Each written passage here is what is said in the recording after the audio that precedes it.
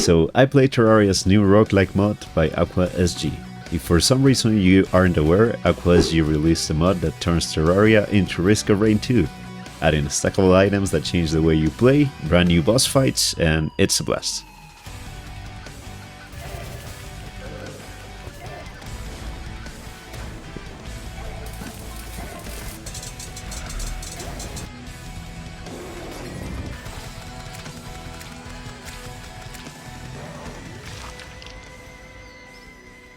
We started off by picking cannon and dagger as our weapons and naming our character.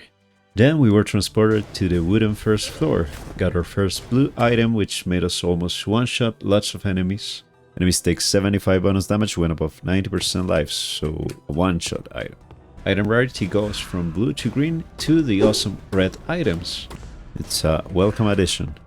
Then we got a basic healing item, and this is healing if I'm not mistaken. Upon hitting an enemy, a healing orb is shot out from the enemy, and some flat damage reduction. And an item. This weapon lets us hit through walls. It's part of the reason I like it a lot.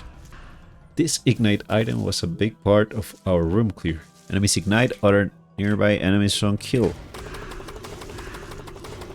There you can see it in action. Then we got another blue item, bunny hopper, so better jump.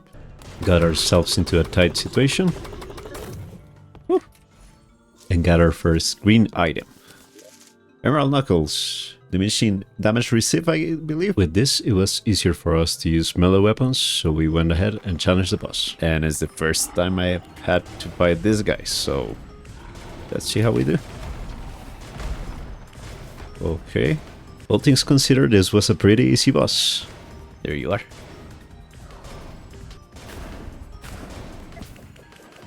I tried to use some melee, but quickly realized that it was not the best idea. Rumble Hollow, you're going down. I'll just focus him up.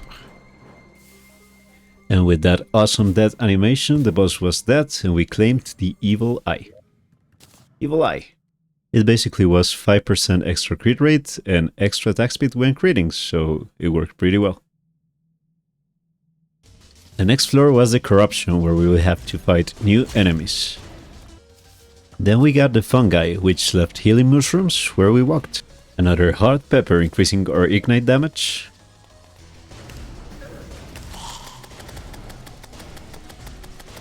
More damage on our first strike.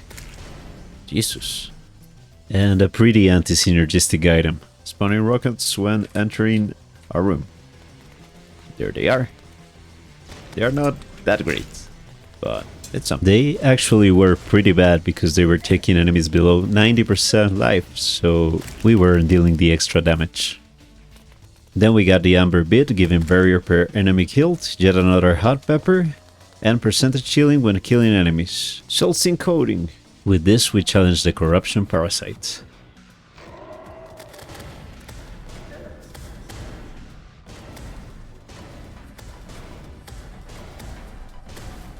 I did chill out. Here he comes.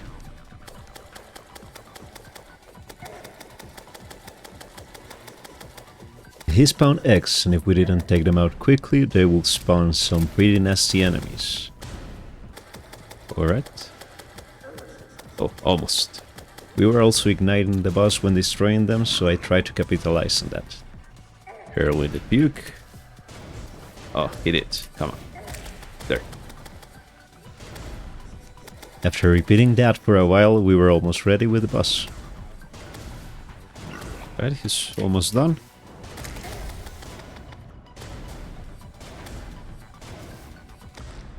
And there he goes. That's actually pretty decent. And indeed it was, because it increased the number of attacks we dealt by 1. So now there are 2 bombs. The third floor was the ice dungeon. It was filled with ice elementals and bats.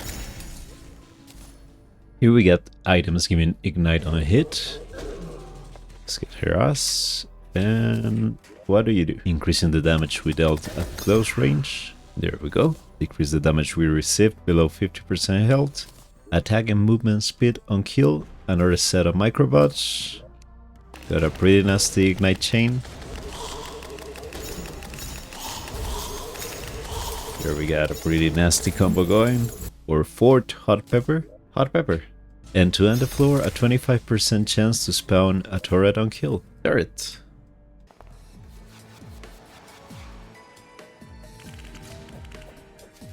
I tried to hit her with melee, but she moved a lot.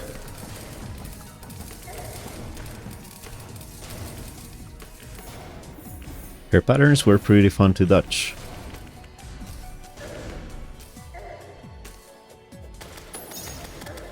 She also spawned enemies ever so often, so I had to keep an eye on that. Try to use melee again, almost dying in the process. That was a bad idea. She's almost done, come on, 10 hits. Or more like 5. I was hoping for a good item from her, and lo and behold, there we go. Sheesh, shotgun assembly kit. With this red item, our weapon got 4 extra projectiles, making it a shotgun. Although our attack speed suffered a bit in the process. We can do something with it. Here I used the lunar altars to get rid of the missiles for some healing, and this way we get more healing, and traded the extra projectile for some damage reduction, leaning a bit into a melee build. I think we are more than good enough with this shot, so let me get another one of this. And now our weapons are a little bit more usable. We kept on progressing through the jungle floor.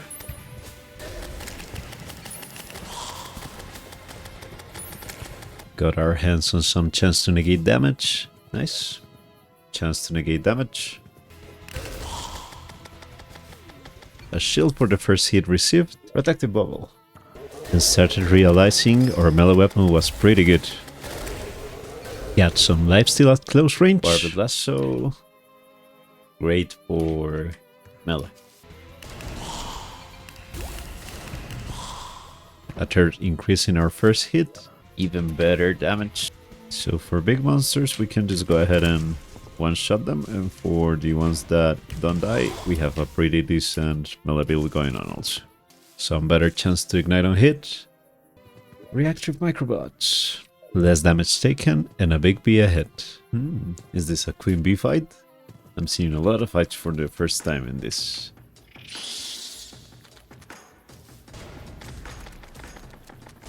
I gotta be careful with that. Gotta keep it simple. Careful with the dashes. There goes one. I think that I enjoy quite a bit.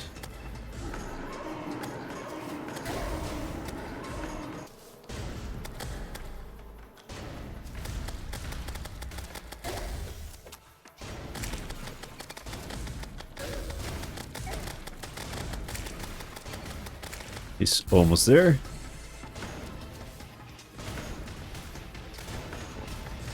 Turrets are gonna make all of the work. There she goes. And a nice movement speed buff. Next up was the temple, where we had to fight wasps, lizard people and their constructs.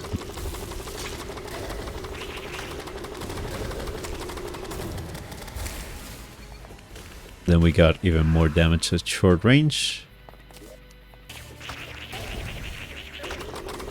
An extra jump, another jump, I was missing that. And faced the temple golem and the boss. He was very weak against our melee build, so we easily took him to half HP.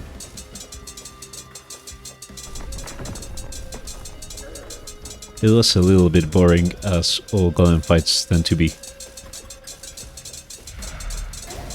When necessary, we could also hit him with our bombs.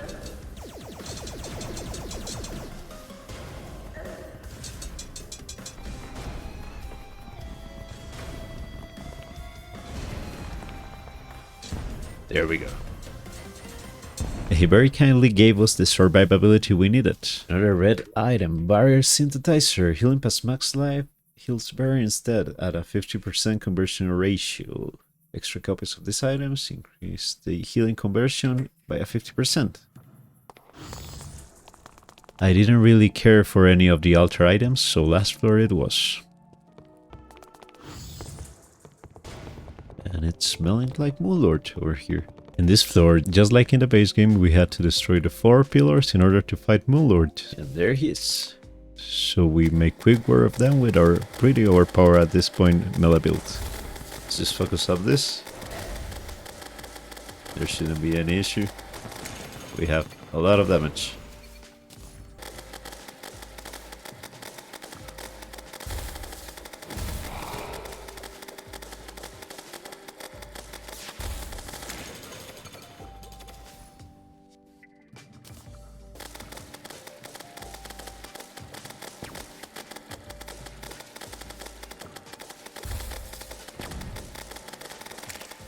Oh, we're still missing this enemy.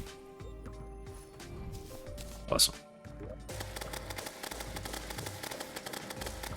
After killing the 4 pillars, we got 4 extra items, and we're ready to face the Moonlord. And a third jump. You love to see it. What's up, guy? What's up, Mr. Moonlord? I'm a big fan, but I have to beat your ass. I'm sorry. We're keeping pretty healthy, even when playing like a dumb fuck. Let's swap targets. One eye on the health always. No, that one we cannot tank. That one is also pretty freaking scary.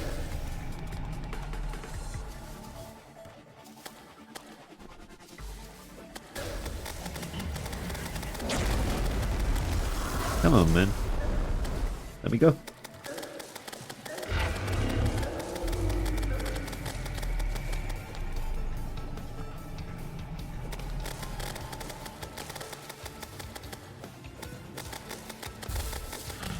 Focus the eye. Kill the axe.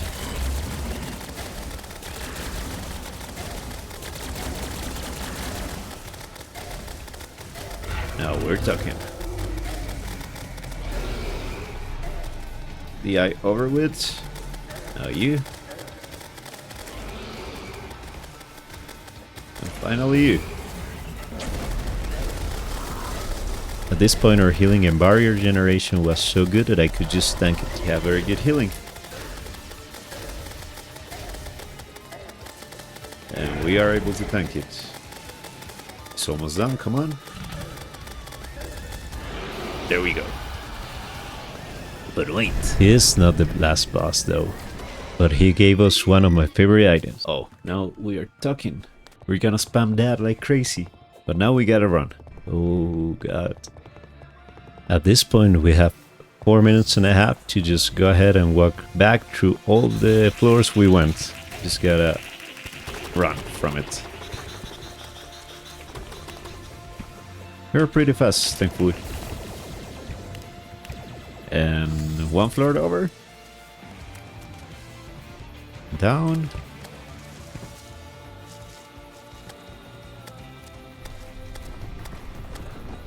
Down again.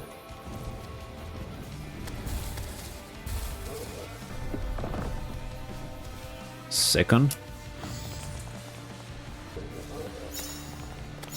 Good. Freaking turtles, man.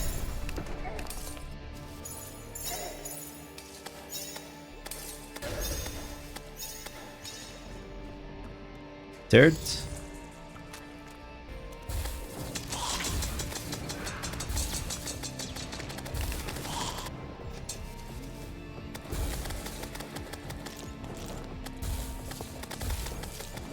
Okay, almost there.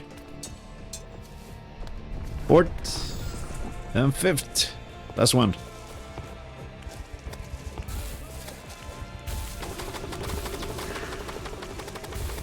And after this, the final challenge awaits us. True Brain of Cthulhu. Oh, don't worry, I'm not gonna run. I'm not gonna run. Don't you worry. Nah.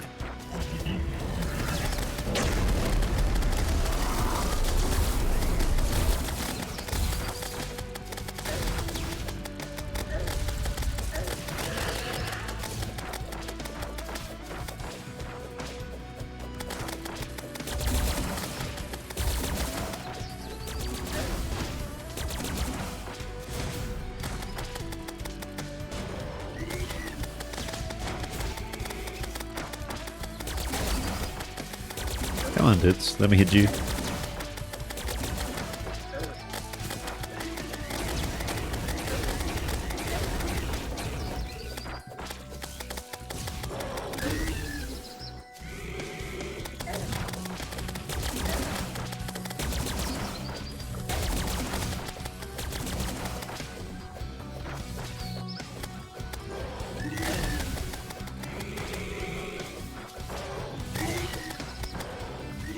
This attack is definitely an attack.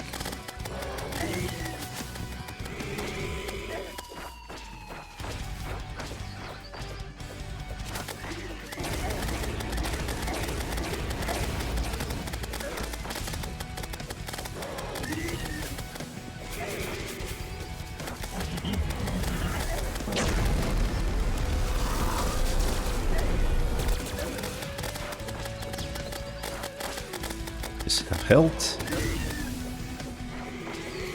Jump over it.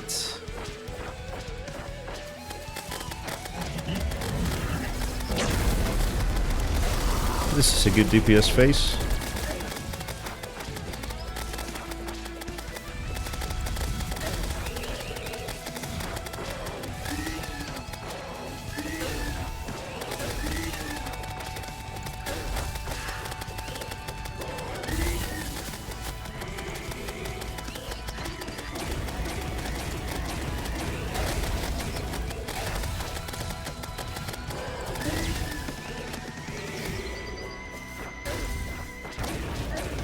Now you're cooked.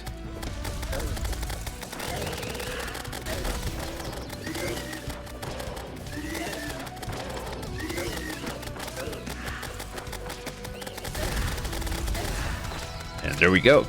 Nice.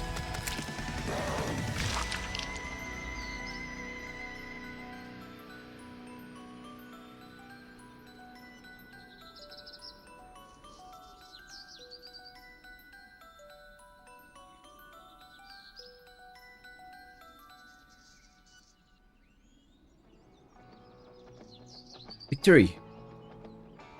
And Aqua Z, you're a beast. This game mode is incredible. I love it.